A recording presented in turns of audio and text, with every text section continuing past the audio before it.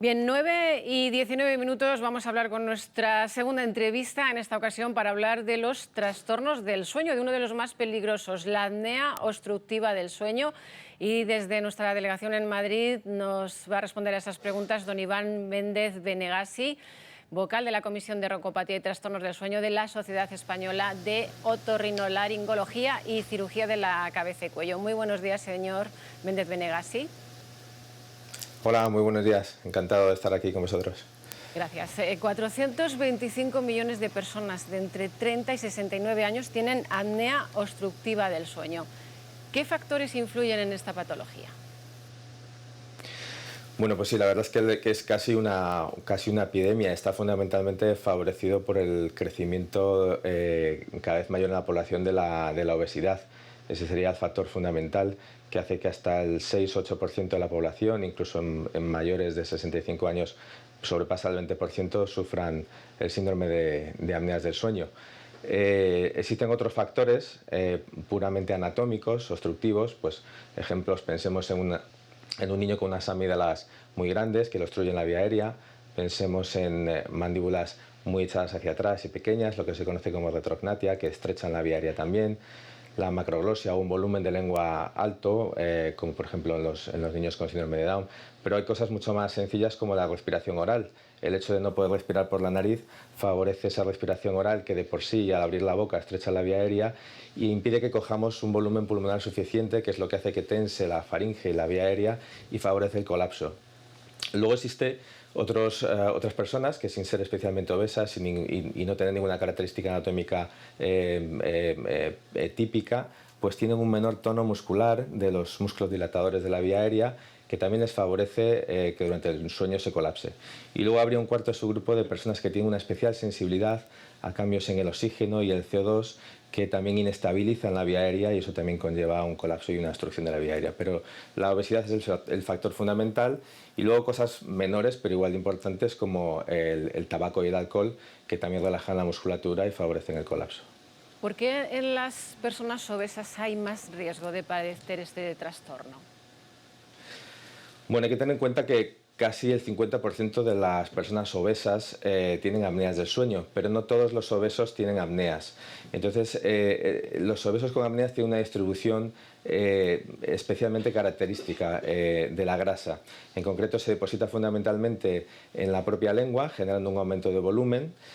También se deposita en las paredes laterales de la faringe, de la garganta, y en las paredes del cuello. Esto genera una compresión y una reducción de la capacidad contráctil de los músculos dilatadores que lleva al colapso de la vía aérea. Y además, la distribución de la grasa, fundamentalmente abdominal, impide que tengamos también una buena capacidad inspiratoria, igual que sucede en el asma o en el EPOC, que es la que, como decía antes, impide tensar bien la vía aérea y nos conlleva una mayor facilidad a la obstrucción y al colapso de las apneas. ¿Esas obstrucciones afectan más a hombres o a mujeres, doctor? Pues claramente a los hombres. La relación es casi de 2 a 3 hombres por cada mujer. Esto al margen de que existe un factor puramente de género, también es cierto que es que los hombres solemos estar más gordos que las mujeres. Esto, sin embargo, luego con el paso de los años acaba casi igualándose, pero en general sí hay que decir que los hombres claramente somos per se un factor de riesgo para tener apneas. Se calcula que 1 millón de personas en España podrían estar sin diagnosticar. ¿Cuándo debemos acudir al médico? ¿Qué tenemos que notar para ir a la consulta? Pues esta quizás es la pregunta más importante, porque el 75% de la gente que tiene apneas no sabe qué edad tiene y tiene unas repercusiones muy importantes y de riesgo vital. Entonces, la imagen típica o las 4 o 5 características típicas de un paciente con apneas, que están recogidas en un cuestionario que se conoce como Stop Bang, por sus siglas en inglés, pero básicamente sería una persona claramente roncadora habitual, suele ser roncador severo, que además está fatigado, con una excesiva somnolencia diurna durante el día, a pesar de dormir un número de horas suficiente. Esta es la gran repercusión a nivel diario de las apneas. Además, son personas que su pareja suele observarle que tienen apneas o sonidos raros, como que se ahoga en cierta medida durante la noche. Típicamente son personas que tienen una presión sanguínea elevada, tienen una hipertensión arterial. Además, es una hipertensión arterial resistente a tratamientos. Se necesitan 2 y hasta incluso 5 fármacos para controlar la tensión arterial. Luego, lo que comentábamos del peso, un índice de masa corporal de 30 o más de 10% del ideal de su peso favorece las apneas. Y luego tendríamos la edad mayor de 50. Se cree que el roncador, que es simplemente el roncador, hay un punto de inflexión que hace que pasen las apneas entre los 40 y los 50 años y sobre todo más allá de los 50 años. El género masculino. Y luego los cuellos muy gruesos, de más de 40 centímetros en mujeres o 43 en hombres, también se ha relacionado con las apneas del sueño. Por tanto, un paciente roncador con una excesiva somnolencia diurna y sobre todo obeso y con hipertensión arterial, claramente debe ir al médico para descartar apneas del sueño. ¿Y qué tratamiento tiene esta enfermedad? Bueno, pues el tratamiento varía mucho en función de la severidad de las apneas. Es muy importante que el paciente adquiera unas condiciones de higiene de sueño correctas, que duerma sus horas, siempre en un horario adecuado, bajar peso. Esos serían los 2 factores fundamentales. Bajar un 10% de peso supone bajar el índice de apneas en torno a un 26%. Si estas medidas no son suficientes, se pueden utilizar sistemas de terapia posicional, en donde el paciente, con ayuda de unos dispositivos digitales, se le ayuda a dormir de lado, a acostumbrarse a dormir de lado, porque se ha visto que esto reduce las apneas hasta un 50% o incluso llega a curarlas, simplemente con estas 3 circunstancias. Y luego hay pacientes donde se necesita utilizar una máquina que mete aire a presión para evitar que la vía aérea se comprima, que es el tratamiento gold estándar y es el tratamiento de primera elección. El problema es que hay pacientes que no se adaptan o simplemente no rechazan este tipo de tratamiento y se buscan otras alternativas. En ese sentido, el otorrino utiliza la videosonoscopia, que es uno de los avances que hemos tenido en los últimos años. Básicamente consiste en dormir al paciente con una serie de fármacos, simulamos el sueño y vemos en tiempo real, a través de un fibroscopio por la nariz, qué es lo que está pasando con esa vía aérea, dónde está el punto de obstrucción. Hacemos maniobras para saber si sería efectiva la terapia posicional, para saber si sería efectiva una férula de avance mandibular, que teniendo en cuenta que son caras, pues es muy importante predecir si va a tener éxito o no. Y finalmente plantear una cirugía en función de dónde está el colapso y el tipo de colapso que hay. Entonces, ¿hay cirugías para solucionar este problema? Sí, eso ha sido otro de los grandes avances. Atrás queda ya las ubulopalatofaringoplastia, donde se cortaba la campanilla, la úvula, que tenía unos resultados, salvo en pacientes muy concretos, malos, la verdad. Todo eso se ha terminado y hoy en día los avances han evolucionado hasta conseguir una probabilidad de éxito en muchos casos de más del 70%. Por ejemplo, si vemos en la videosonoscopia que el velo del paladar es el punto donde está la obstrucción, pues se hace lo que se denomina una faringoplastia de expansión, con suturas especiales, suturas barbadas que mantienen la tensión, expanden, tensan y evitan el colapso. En la lengua, si el punto de obstrucción está en la lengua, podemos utilizar cirugías robóticas para resecar una porción posterior de la lengua y superar esa obstrucción.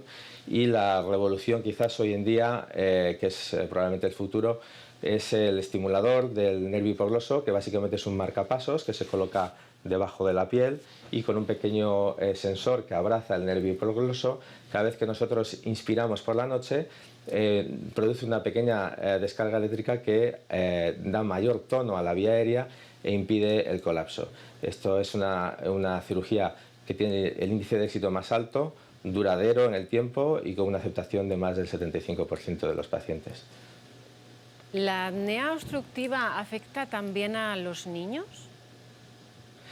Sí, en los niños, en torno al 10% de los niños sufren apneas. Aquí en la imagen o la foto sería un poquito diferente. Sería un niño que, si bien puede ser obeso, no es lo habitual. Lo habitual es un niño que cuando entra en la consulta ves que respira por la boca porque tiene una obstrucción nasal, generalmente por vegetaciones, tiene unas amígdalas grandes, todo eso supone una obstrucción de la vía aérea.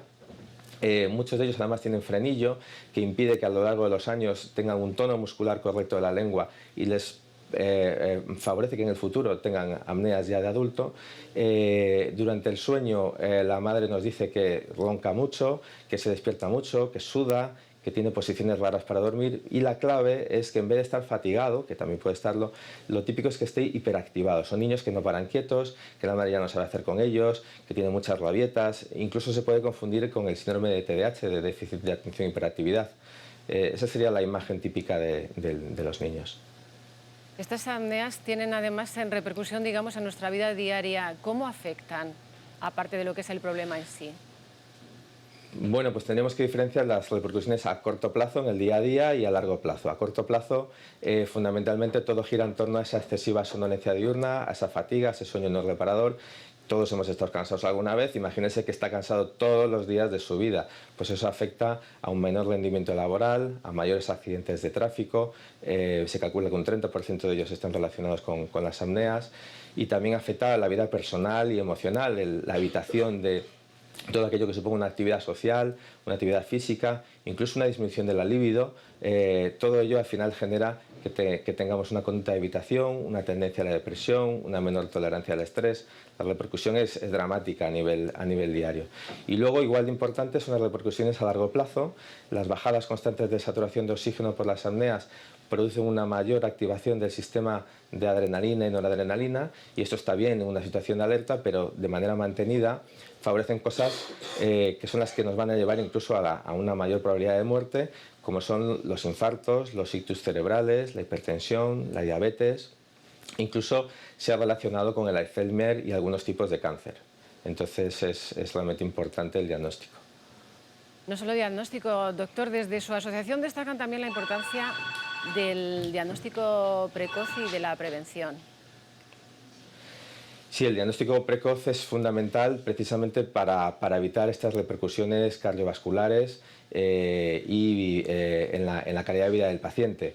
Esto, desde un punto de vista sanitario, es importante que cada vez haya más capacidad para diagnosticar. Hay que pensar que hoy en día hay listas de hasta 2 años simplemente para ser diagnosticado. En ese sentido, el sistema sanitario tiene que mejorar mucho. Y el diagnóstico precoz, al margen de que puede reducir costes sanitarios, lo que reduce es la peligrosidad y la morbimortalidad del paciente. En definitiva, el diagnóstico precoz evita que el paciente llegue a esas complicaciones fatales cardiovasculares. ¿Cómo se mide la calidad del sueño de una persona? Bueno, pues la calidad del sueño se puede medir por el propio paciente, de un punto de vista subjetivo. Nosotros les damos una escala o un cuestionario, que es el cuestionario de Epworth, que básicamente mide de 0 a 3 cuál es la probabilidad de que el paciente se quede dormido en las situaciones de la vida cotidiana, pues sentado leyendo, viendo la televisión, después de comer, sin haber bebido alcohol, conduciendo o parado en tráfico, por un semáforo, o incluso charlando con alguien. Cuanto más puntuación, más probabilidad de que ese paciente tenga una apnea obstructiva del sueño. Y luego, desde el punto de vista objetivo, en las propias pruebas de diagnóstico, se mide con un electroencefalograma si el paciente duerme o no duerme, si llega a las fases profundas del sueño y a la fase REM, que son las fases protectoras que evitan en cierta medida que el paciente tenga apneas del sueño, y podemos también medir cuál es la facilidad que tiene el paciente para dormirse con el test de latencias múltiples y el test de mantenimiento de vigilia, cuál es la capacidad que tiene el paciente de mantenerse despierto. Esas serían las 4 maneras objetivas de medir la calidad del sueño. Pues muchísimas gracias, don Iván Méndez Benegasi, el vocal de la Comisión de Roncopatía y Trastornos del Sueño de la Sociedad de Otorrinolaringología y Cirugía de Cabeza y Cuello. Muchas gracias por darnos estos consejos en Castilla-La Mancha Despierta. Buenos días. Muchas gracias. Vamos ya, momento de repasar la prensa digital. En Castilla-La Mancha.es, macrobarómetro del CIS, PSOE y PP mejoran resultados en Castilla-La Mancha y Girauta podría perder su escaño por Toledo. El digital de Castilla-La Mancha, Page recoge un doble premio a la política farmacéutica y de salud pública de Castilla-La Mancha. DCLM.es, desarticulado un grupo criminal que cometió 41 delitos en 23 municipios de Toledo. La Voz del Tajo, Talavera acoge desde este miércoles la Feria de Negocio Internacional IMEX con 35 países invitados.